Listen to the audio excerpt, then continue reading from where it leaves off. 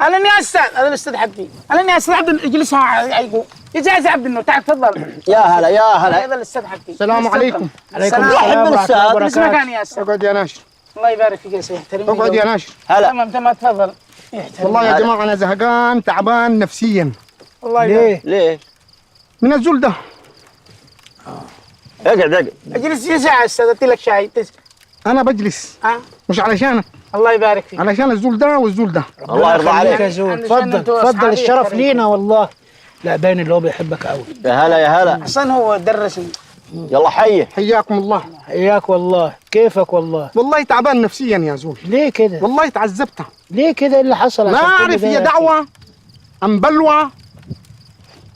ده الزول ده بحد ذاته. انا الزول ده اتعبني. عمل ايه؟ انا كنت في الفصل كنت اساله كثير، نعش تفهم. تفضل يا استاذ. شت اب يور ماوث. يعني يقول احسن تظن عني يا ناشر. يقول اسكت. انا كنت متوقع من زمان، كنت ادرسه واتوقع انه سيجلطني يوما من الايام. هيجيب لك جلطه يعني؟ لا ما تزعلش يا زول، اسند دارك كده بعد اذنك. بس زعلان منك والله.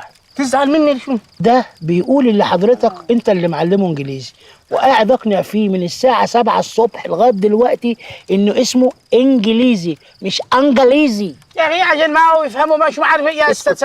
يعني انا اقول عنقلي. شت اب يور ماوث. عندي طلب صغير. تفضل يا زول.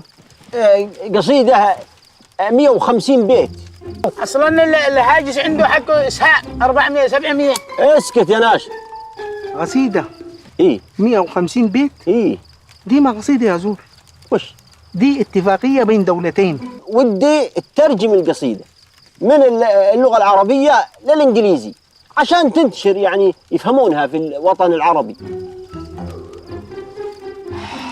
يا غفور صبر عبد النور، اترجم لك القصيده العربيه دي الى الانجليزيه علشان يفهموها في الوطن العربي.